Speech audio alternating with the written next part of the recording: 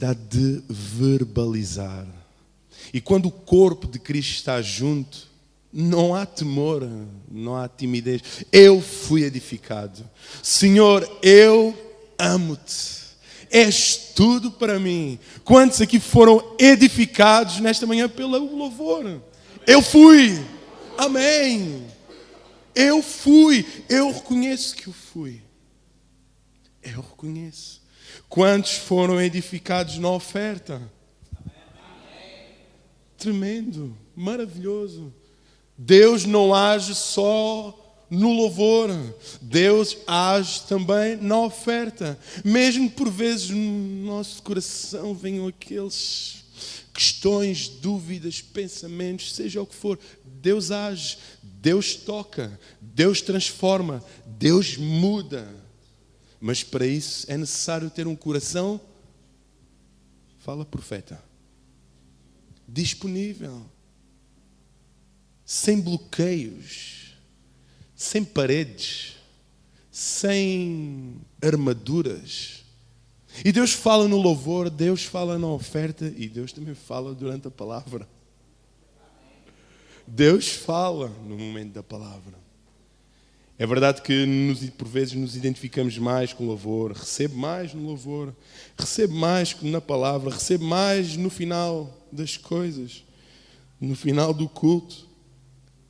Mas tudo é o mesmo plano de Deus. Tudo faz parte do projeto. Quando se constrói uma casa, faz parte do projeto, apesar de ser mais difícil para os construtores. Escavar, partir pedra, mas faz parte. Levantar os pilares para o dono da casa, isto está tão feio. A sala parece tão pequena. Não faz sentido, mas faz parte, está a contribuir. Começa a colocar os tijolos, o cimento, ainda continua a parecer pequeno, não tem telhado, mas faz parte. Quando se coloca o telhado, se pinta as paredes, se decora, aí está, aí é o êxtase, aí é o ponto, auge do comprador, porque vê a obra feita, a obra finalizada, mas teve que passar pelo processo. E nesta manhã o desafio que quero fazer é começarmos a louvar e a adorar, ofertarmos, está com o mesmo coração agora.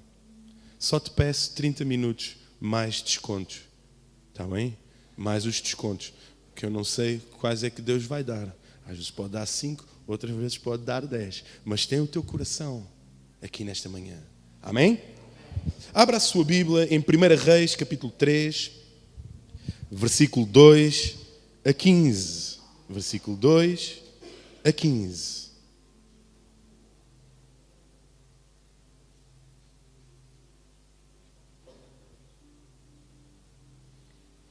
Primeira Reis, capítulo 3, versículo 2 a 15.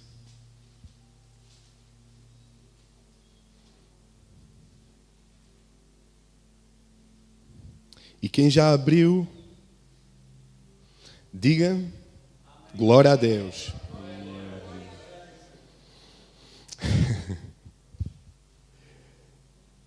Primeira Reis, capítulo 3, versículo 2 a 15. Coloca a tua mão sobre a palavra.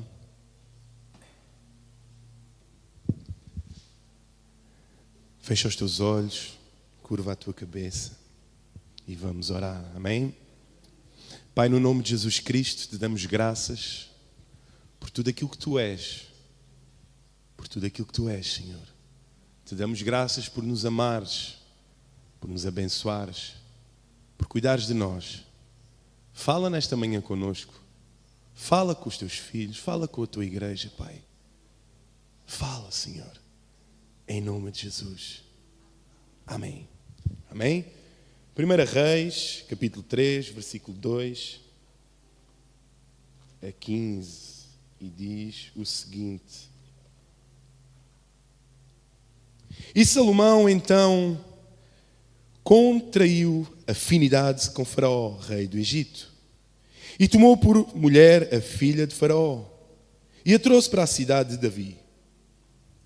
enquanto acabava de edificar a sua própria casa e a casa do Senhor e o muro ao redor de Jerusalém.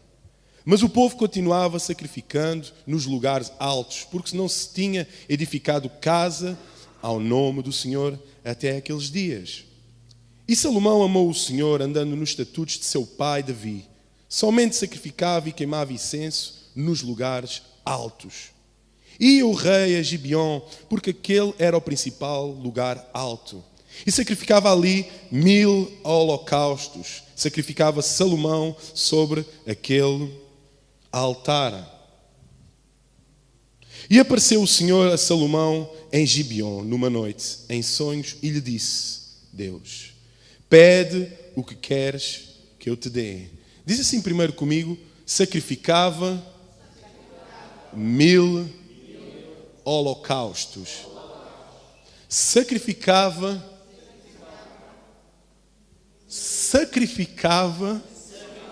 isso, 1000 holocaustos. 1000 é capaz de ser um número assim um bocado grande. É possível que tenha sido muita coisa, mas Salomão sacrificava. E a Bíblia diz que e apareceu o Senhor a Salomão em Gibeon numa noite em sonhos. Diz assim comigo: em sonhos. Na sexta-feira orámos para que sonhos fossem restaurados nas famílias. Na sexta-feira nós orámos para que Deus gerasse novos sonhos. Que toda a igreja, e atenção, coloco um parênteses, ficasse grávida ou grávidos de sonhos.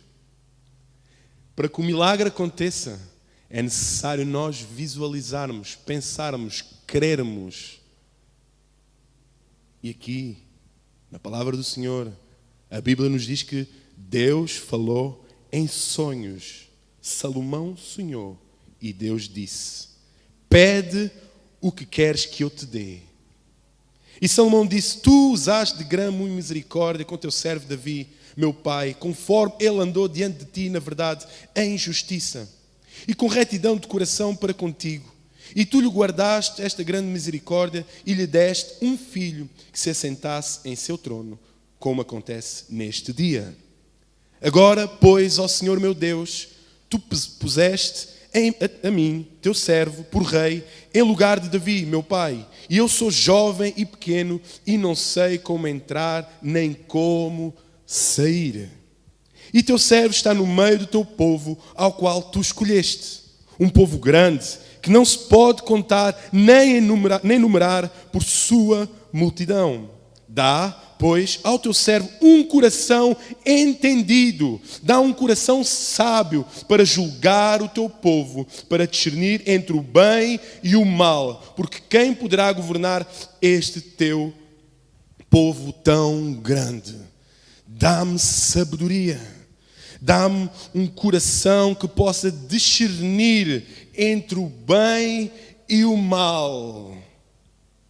Versículo 10. E agradou ao Senhor que Salomão pedisse isto.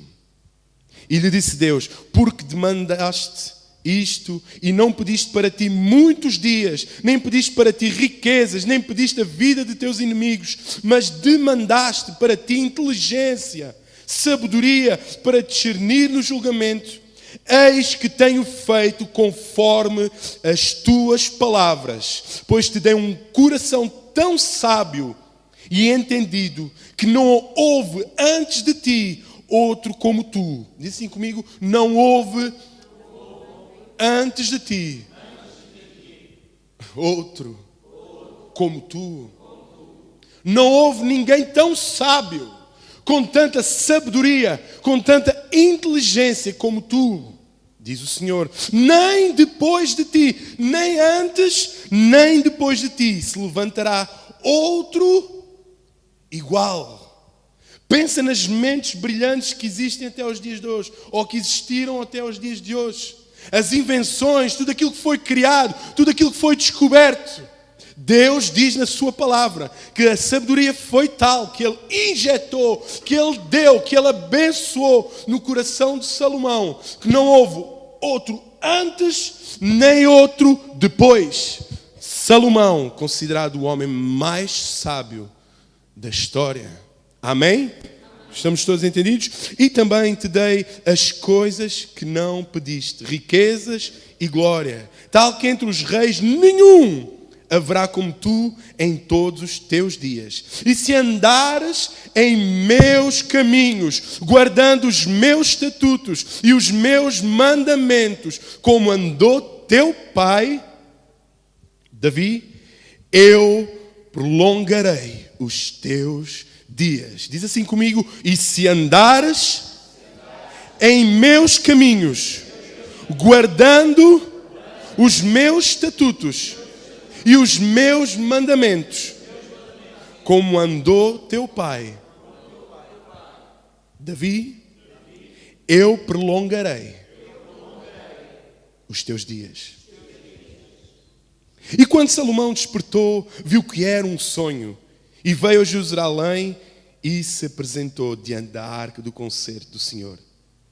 E sacrificou holocaustos e ofertas pacíficas. E fez também um banquete a todos os seus servos. Amém? Graças te damos pela tua palavra, Jesus. Obrigado pela palavra que é santa, que é poderosa, que é poder, Senhor. Que é uma espada afiada de 2 gumes, Senhor. E que nós nesta manhã nós possamos entendê-la, Pai. Discerni-la, Senhor. Dá-nos um coração completamente aberto, preparado, Pai, para perceber e entender aquilo que Tu tens para falar à Tua igreja. Amém? Ainda para finalizando a leitura, em 1 Reis, capítulo 10, versículo 23, diz o seguinte: assim o rei Salomão excedeu a todos os reis da terra, tanto em riquezas como em sabedoria. E quem foi o rei Salomão? Todos conhecem o rei Salomão, todos sabem um pouco da sua história, mas façamos um resumo, um breve resumo, uma breve explicação de quem foi. Salomão era filho de Davi com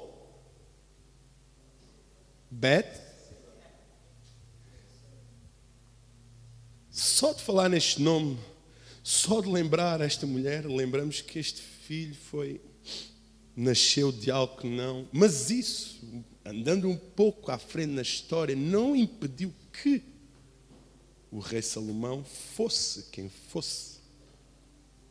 Nos lembrássemos dele. Se calhar quando nos lembramos do rei Salomão, não nos lembramos da sua origem, mas lembramos do seu reino e da sua sabedoria. Verdade ou não? Quando nos lembramos do rei Salomão, lembramos mais o que se evidencia, os sacrifícios que ele fez ao Senhor, a sabedoria, a riqueza e o quanto Deus respondeu, a prontidão com que Deus respondeu. Não passaram 20 anos, não passaram 30 anos. Aquilo que é evidente na vida deste homem é a sua sabedoria, é aquilo que Deus deu. E Deus prometeu que de todos os filhos de Davi, Salomão, estava escrito, estava decretado, seria o sucessor de Davi. Apesar de não ser o filho mais velho, não tinha direito, naturalmente, culturalmente, não era ele que tinha o direito, mas Deus decretou. Deus decretou, Deus escolheu. O profeta, o sacerdote, ungiu. Está decretado por Deus. É assim que tem que ser. E assim foi feito.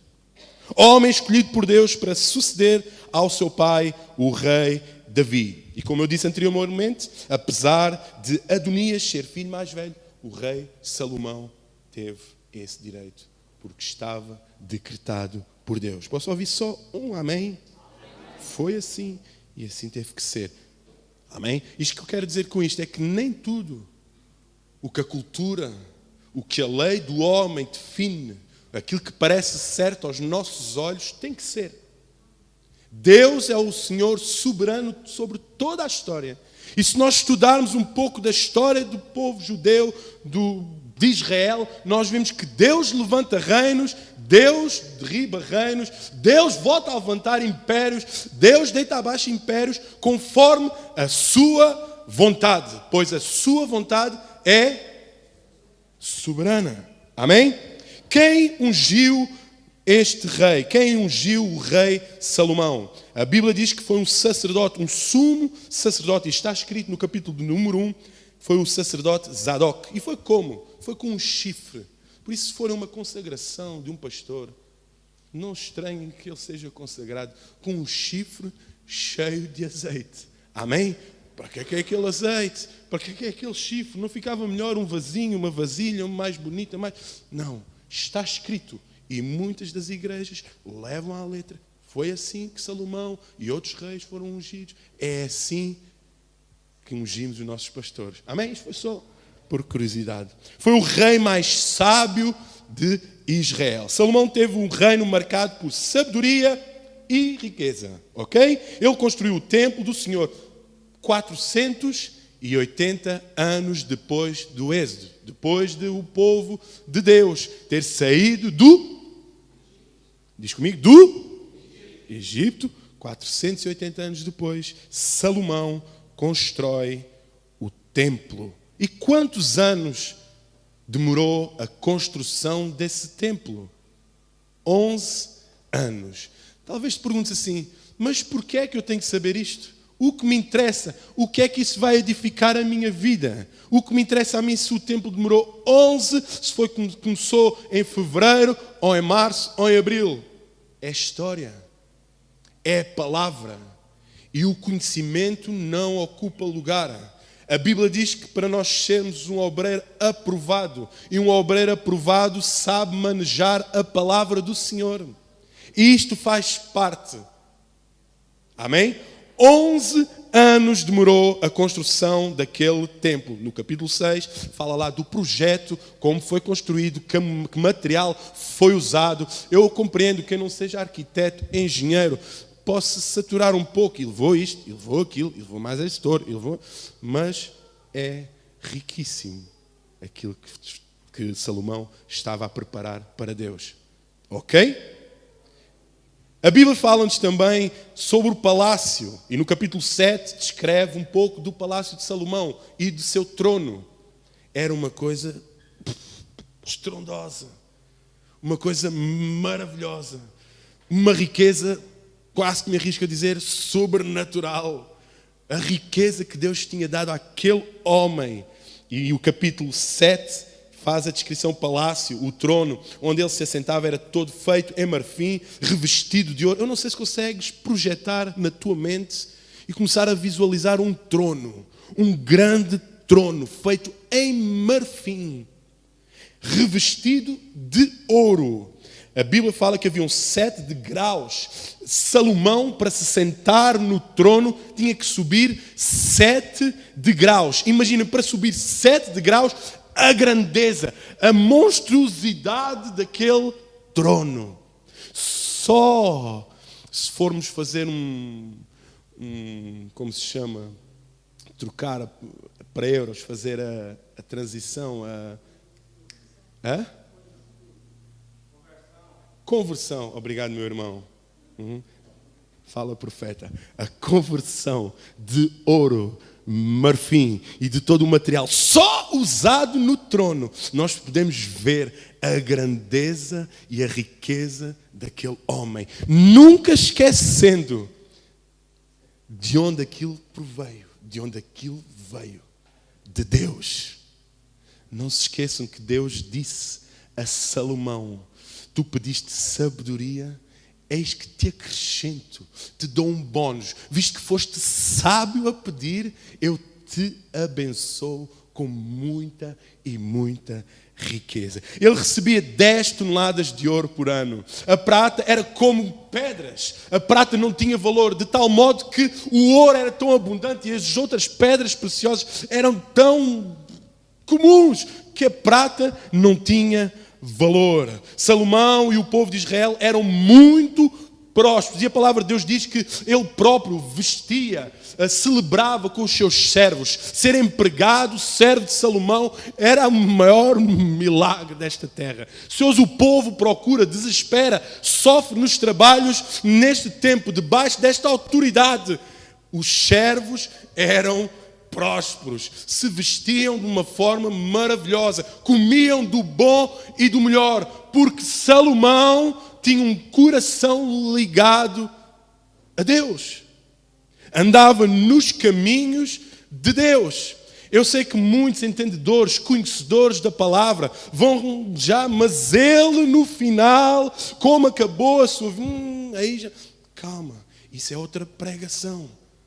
Onde o tema será, se calhar, o sacrifício não agrada tanto a Deus. É outra pregação. Mas estamos a falar no início do reinado deste homem, ok? Então todos os reinos à volta do reino de Salomão pagavam impostos, tributos. Não há como explicar esta riqueza, não há como enumerar, não dá para dizer eram 20 milhões de euros. A riqueza era tanto que não dava para contar, não dava para explicar, não dava para expressar. A Bíblia fala-nos, e quem conhece um pouco de história, quem conhece um pouco da palavra, sabe que Salomão era perito nas canções. Era um cantor, na altura era um cantor gospel espetacular. Qualquer igreja gostaria de contactar Salomão para vir cantar à igreja, porque ele era um autor, um compositor e talvez um número aproximado ele tenha composto 1000 canções e 3000 provérbios. Alguns entendedores, alguns historiadores dizem que a autoria destes provérbios possam ter sido dadas a Salomão, porque como nós e alguns de nós podem saber, a sua fama era grande. A fama de Salomão, a sabedoria de Salomão era tão grande que havia gente que vinha de fora só para confirmar. E prova disso é a rainha de Sabá. Saiu do seu reino, veio visitar, tinha que ser mulher. Deixa lá ver como está aquilo. No final do seu reinado também foram mulheres. Mas pronto, isso é outra pregação. Deixa-me lá ver se isto é assim mesmo como me dizem. Se isto acontece, se a tua riqueza, se a tua sabedoria é assim como dizem. E vinham comprovar. E alguns historiadores dizem que a autoria dos provérbios, de alguns provérbios que estão na Bíblia e do livro, possa ter sido dada a Salomão por causa da sua fama. E isto sabemos nós quando, um exemplo, e não me levem mal, mas é passar de um extremo para o outro. Se o Cristiano Ronaldo veste uma t-shirt de Adidas, aquela t-shirt, só porque o Cristiano Ronaldo a vestiu, já comprada na Xepa, foi a 5 euros, mas porque o Cristiano Ronaldo vestiu, já vale 50. Todos estão a perceber? Para valorizar aquilo que estava escrito à autoria. Alguns historiadores dizem, outros não, outros... Pronto. Em 40 anos de reinado, a Bíblia fala-nos também, nunca houve guerras, houve sempre paz. Espera aí. Sabedoria gerou riqueza e riqueza não influenciou, gerou paz. Conseguiu viver com riqueza, com sabedoria, conseguiu governar durante 40 anos, onde houve sabedoria, riqueza e paz. Se calhar muitos de nós hoje trocaríamos riqueza somente por paz. Alguns trocariam a paz por riqueza.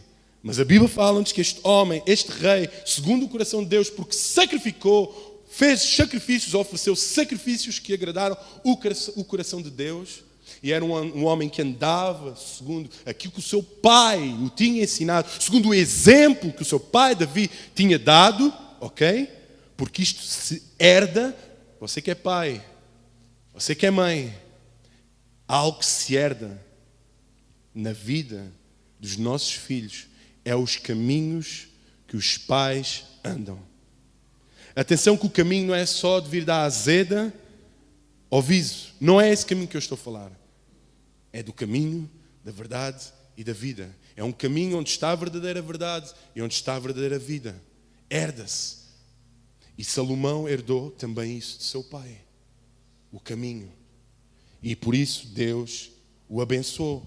Mas como é que era possível? Perguntamos nós. Como é que era possível este homem ter tanta riqueza?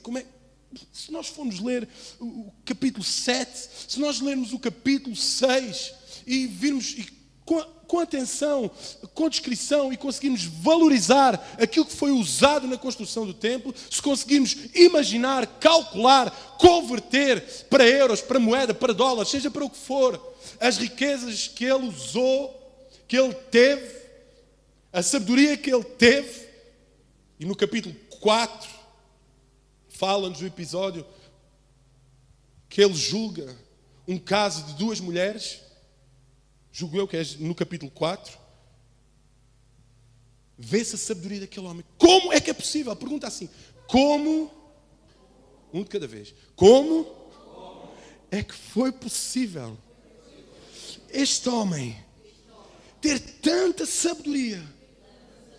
Tem que ser com vontade, irmãos. Ter tanta sabedoria, tanta riqueza, tanta paz, governar um povo que pela história mostrou ser desobediente, mesmo vendo os milagres de Deus. Gerir uma igreja com 40 membros, 50 membros, 20 membros, não é fácil. Eu quero vos dizer que não é fácil. Existem vários corações, existem várias personalidades, existem vários caráteres. Não é fácil estar à frente de uma empresa. Não é fácil gerir uma empresa. Muitos de nós, por vezes, nós julgamos, culpamos o patrão porque não pagou horas, porque pagou mais tarde. Não estou aqui, estou a pôr tudo. Estou a generalizar, ok? Não estou a falar em casos individuais que o patrão não... Estou a generalizar. Não é fácil. Algo que falta muito importante no corpo de Cristo, no seio da igreja, é sabedoria. E sabedoria para ofertar um sacrifício que agrada o coração de Deus. Reformulo aquilo que disse. Falo por outras palavras e de outra forma. Falta por vezes atitudes, inteligência, palavras ao povo de Deus para gerar algo que agrade verdadeiramente o coração do Senhor. Questiona-te a ti mesmo. Que sacrifícios tenho eu feito para agradar o coração do meu Senhor? Não bebi café hoje de manhã. Hoje não fui, a semana toda não fui ao Facebook. Que sacrifício. Durante a semana não tomei o pequeno almoço, porque é o pequeno almoço que me custa mais. Durante o culto consegui estar 100% atento àquilo que o pastor estava a pregar. E deve ser o maior dos sacrifícios. Que sacrifícios temos feito nós que agradam o coração de Deus? Esses sacrifícios têm feito, têm aberto as comportas do céu. A Bíblia fala em Daniel, no livro de Daniel, que aquele homem jejuou durante 3 semanas. 3 semanas ele fez um jejum ali, o jejum de Daniel. Toda a gente faz o jejum de Daniel. O jejum de Daniel, vamos fazer o jejum de Daniel por um propósito e tal. Mas o final do jejum de Daniel, a Bíblia fala-nos que Daniel caiu. Não aguentou a manifestação do poder de Deus na sua vida. A aparição daquele anjo na sua vida. A demonstração de poder depois do sacrifício, o jejum, foi tão grande que ele não se suportou de pé. Alguns conhecedores podem dizer, mas ele já tinha 80 e tal anos. E 3 semanas a jejuar pode ter feito... Não, foi a manifestação do poder de Deus naquele homem. Porque ele se sacrificou e esse sacrifício agradou o coração de Deus. Agora questiono. Depois de um jejum, depois de um sacrifício que tu fizeste de Facebook, um sacrifício de negaste a ti mesmo em determinada situação, um sacrifício de, sei lá, um jejum que fizeste durante um dia e não comeste, que manifestação você viu do poder de Deus? A Bíblia fala-nos que Daniel jejuou e ele viu o poder de Deus. Verdade? Viu, está escrito, capítulo 9 ou 10, está lá. Está lá escrito. Ele jejuou. Moisés subiu ao monte 40 dias e 40 noites. Ele esteve lá e a manifestação foi... Que manifestação Deus fez naquele homem? A Bíblia fala que ele fez um peeling e a sua cara brilhava. Brilhava de tal forma que o pessoal não conseguia ver. Não dava. Ele cobriu a sua cara. Sempre que há sacrifício vivo, sempre que há um sacrifício que agrada o coração de Deus, Deus se manifesta. E nós vimos no rei Salomão. Salomão tinha um grande segredo, está escrito. Ele conhecia o princípio do poder do sacrifício. O sacrifício que agradava a Deus. O verdadeiro sacrifício.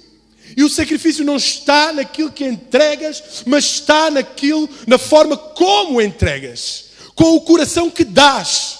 Com os caminhos que tu andas. Porque fores um pecador, se tiveres uma vida mega, hiper atribulada, se não houver arrependimento, se o jejum, se o sacrifício que vais entregar no altar do Senhor não estiver conforme a vontade de Deus, é um sacrifício em vão. Quais as intenções? A Bíblia fala-nos neste capítulo 3 que nós lemos. Quais as intenções com que nós oramos? Qual é a intenção da nossa oração? Qual é a intenção com que nós jejuamos? Qual é a intenção? A Bíblia fala-nos que Salomão tinha uma intenção. Ele queria reinar, ele queria governar aquele povo de acordo com a vontade de Deus. Queria fazer uma coisa como deve ser. Ele não buscou o sacrifício que agrada ao coração, não busca a sua própria vontade, mas busca a vontade de Deus, que é a vontade soberana, que é a vontade que deve permanecer nos nossos corações. E muitos de nós não andamos assim. Muitos de nós não andamos assim. Nós queremos ver o poder manifesto, nós queremos ver a glória de Deus manifesta. Queremos que caia fogo no culto, mas não nos queremos sacrificar. Não nos queremos levantar mais cedo, pôr o alarme meia hora mais cedo, para estar mais cedo na igreja. Não queremos estar a horas, quando o culto começa às 10, a louvar ao Senhor, entregar um sacrifício de louvor e adoração ao Senhor. Não dá, porque há outras prioridades. Há o sono, há o cansaço, há a base, há o rímel, há o gel, há o banho, há tudo e mais, há os filhos. Senhor, te entrego tudo. Assim diz o louvor. Não há uma prioridade. Não há um caminho traçado. E queremos que Deus se manifeste sem nos darmos a Ele como sacrifício. Queremos que Deus opere sem sacrifício. E nós passamos a vida a ler a vida de Salomão, a estudar a vida de Salomão, a elogiar a atitude de Salomão, a elogiar os sacrifícios de Salomão, e andamos com os olhos colocados na vida dos outros, quando podemos olhar para nós e ter as mesmas bênçãos.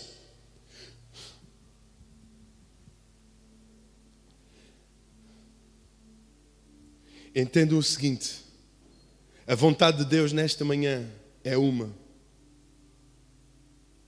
É que haja transformação. É que a partir de hoje nós pensemos nos sacrifícios que vamos entregar ao Senhor. Pensemos com uma mente sábia. Pai, que sacrifício eu tenho que... E nós pensamos em sacrifício, pensamos em sofrimento. Vai doer. Sacrifício, que é um sacrifício? Algo me vai gostar, algo me vai doer. Mas sacrifício nada mais, nada menos é que deixar para trás, é abrir mão, é deixar, é abandonar, é entregar algo que nos agrada, acreditando, sabendo que Deus nos irá dar algo melhor. Sacrifício que agrada ao coração de Deus é largar, é abrir mão, é entregar algo que nós gostamos, sabendo, acreditando que algo melhor virá. É um investimento naquele que prospera, naquele que salva, naquele que entregou o seu único filho. É um investimento que nunca vem perdido. Muitos de nós investimos o nosso tempo em coisas que não edificam.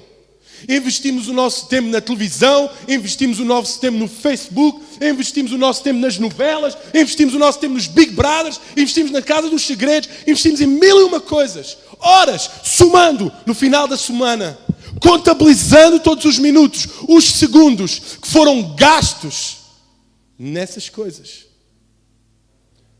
Horas serão somadas, horas, e depois à sexta-feira, alguns de nós que estão cá à sexta-feira, porque muitos, infelizmente, desculpem irmãos, pastor ama as ovelhas, eu amo de coração, e o que nós mais desejamos é que a igreja seja edificada. Mas alguns de nós à sexta-feira, quando Deus criou o plano, o projeto, à sexta-feira nós orarmos para pedirmos, agradecermos, muitos de nós choram e clamam, mas porquê? Porquê é que isto acontece na minha vida? Porquê é que esta conta ainda está naquele frigorífico e nunca mais lá sai? Porquê? Porque o joelho não dói. Porque a língua e a boca se mantêm fechadas. O coração está acimentado. A mente já não sonha. Deixamos de andar nos caminhos e de acreditar. Aquilo que vivemos há uns anos atrás, o primeiro amor, já esfriou e já não conseguimos alcançar o melhor de Deus para a nossa vida. Exemplo do que é o sofrimento. Sofrimento é uma mulher viver a vida toda estéril, não poder ter filhos próprios, nascidos de si. Isso sim é sofrimento. Mas sabem o que é o sacrifício? É as dores dessa mesma mulher durante o parto, ok? Que irá anular o sofrimento. Você que foi mãe, sabe bem, ou que passou por uma situação assim, pode até ter o sofrimento inicial no parto, pode estar ali a sofrer as contrações. Eu, quando estive com a minha esposa, sofri muito. Ora doía aqui, ora doía ali. Mas após o nascimento da criança, todo aquele sofrimento é anulado. Tudo aquilo que passou é apagado. E o sacrifício que foi feito anulou todo o sofrimento. O sacrifício gera, meus irmãos, o sacrifício que agrada ao coração de Deus gera favor do Pai. Quando você faz um sacrifício ao Senhor, quando você se nega a si mesmo, quando não vive mais você, mas Cristo vive em si, quando você se sacrifica em cumprir aquilo que está aqui nesta palavra, neste livro, literalmente, espiritualmente, tudo aquilo que está escrito aqui, se nega a si mesmo e leva a sua cruz, a cruz de Cristo, geras favor. Deus olha lá de cima e faz com que a tua oração seja a única neste mundo. A forma como Deus escuta, vê o verdadeiro sacrifício, o sacrifício que agrada ao coração de Deus, o negar-se a ti mesmo, o negar-se as coisas que influenciam ao transformar-se, ou seres renovado pela tua mente, pelo poder de Deus. Deus lá em cima tem que fazer algo por este homem. Em Daniel, no livro de Daniel, fala que o anjo que falou, o anjo Gabriel que falou com Daniel, disse assim: lá em cima recebi uma ordem para que rapidamente viesse ter contigo. Lá em cima, depois desse sacrifício, depois do jejum que tu fizeste, eu recebi uma ordem para que rapidamente viesse ter contigo. Rapidamente. Sacrifício que gera, que agrada ao coração de Deus, gera favor do Pai. As comportas se abrem. Os olhos de Deus se colocam sobre a tua vida. E Deus age. Deus se manifesta. Deus faz. A Bíblia fala que Salomão fez o sacrifício de 1000 bois. E em sonho Deus perguntou-lhe: o que é que queres? É o sonho de qualquer crente aqui reunido. É o sonho de qualquer um de nós. Que Deus nos faça esta questão: o que queres que eu te faça? Pensa aí no lugar onde tu estás. E você que está a dormir, acorde, desperte. Feche os seus olhos. Disse para ali como podia dizer para aqui também.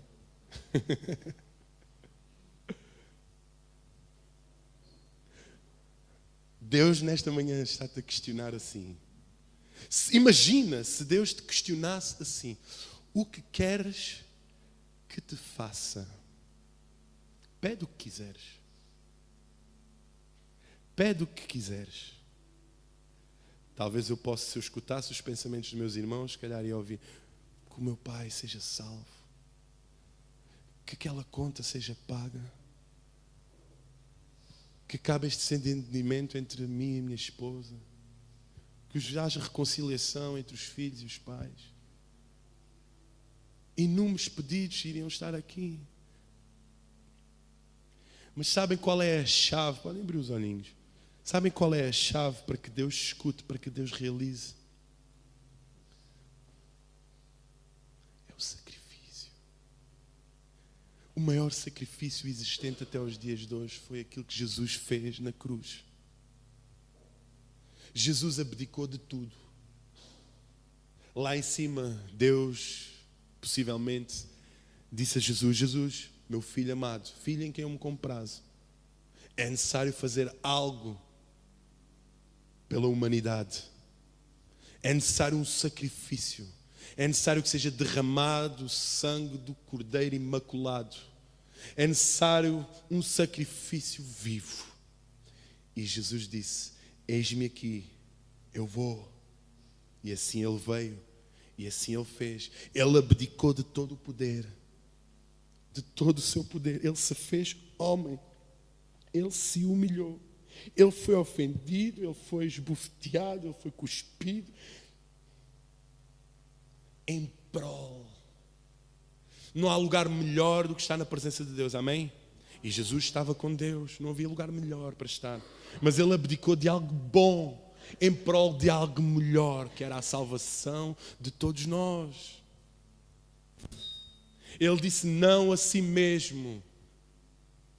Ele disse não a si mesmo. E é isso que nós temos que fazer, meus irmãos. Nós temos que dizer não à nossa vontade. Nós temos que dizer não ao nosso querer. Nós temos que nos sacrificar. Nós temos que sacrificar a nossa vontade de murmurar. Nós temos que sacrificar a nossa vontade de dormir. Nós temos que sacrificar a nossa mão fechada, coração fechado, e entregar tudo a Deus. Não pode ser uma mera canção. Se nós realmente queremos anular todo o sofrimento da nossa vida, há que sacrificar. O sacrifício anula o sofrimento.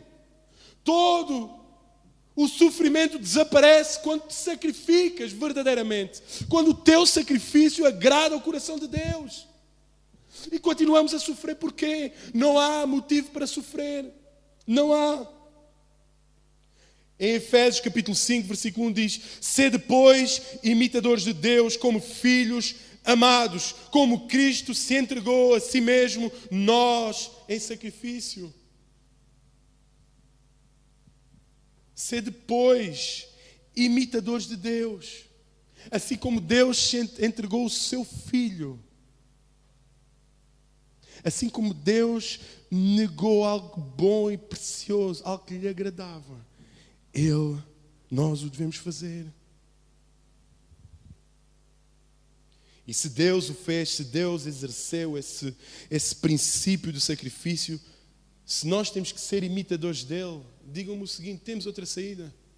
Se a palavra do Senhor diz que nós temos que ser imitadores de Deus, imitadores de Cristo,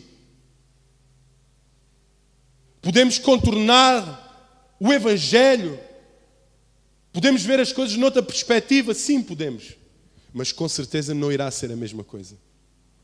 Você pode contornar o Evangelho, pode contornar a palavra. A escolha é sua. Salomão decidiu sacrificar. Deus deu-lhe a oportunidade. Você decide nesta manhã sacrificar algo. Deus te dará a oportunidade. A escolha é sua. Você não se sacrifica, você não se santifica, você não busca a palavra do Senhor como queremos abrir as comportas do céu e dizer ao Senhor: derrama sobre a minha casa, derrama sobre a minha família o teu poder e a tua glória. Como? Deus é um Deus justo. Como? Como? 1000 bois foi o sacrifício, o primeiro sacrifício de Salomão. Em 2 Crônicas, capítulo 7, versículo 5, fala que ele sacrificou 22.000 bois e 120.000 ovelhas. Quantidade, mas ele era rico, mas entregou. Como ele estava a sacrificar o seu coração, o propósito. A Bíblia fala que não bastou um dia, não deu um dia para sacrificar tanto, teve que ser vários dias. E o que é que eu aprendo com isto? Para sacrificar aquele gado todo, aquelas ovelhas todas, não dava para ser num só dia, teve que ser vários dias.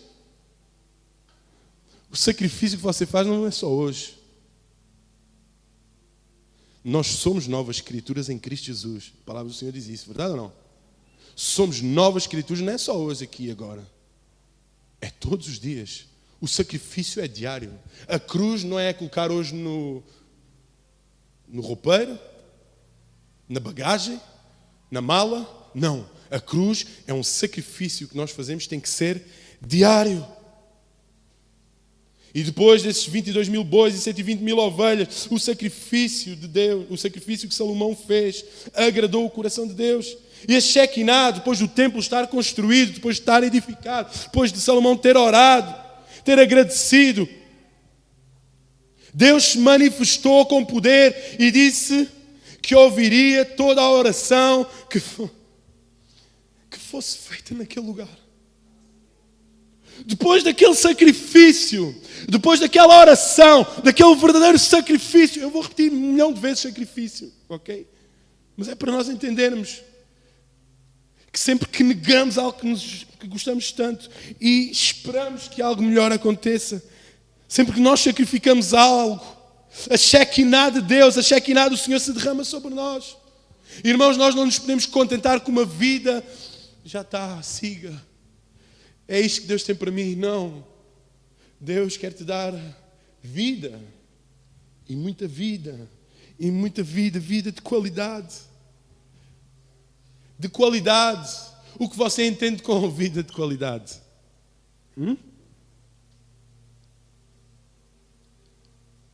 O que é vida de qualidade? Sempre, Deus disse, que sempre que eles orassem, sempre que fosse feita uma oração naquele lugar, Deus a ouviria. Deus disse, sempre que fizerem uma oração neste lugar, a minha Shekinah será derramada.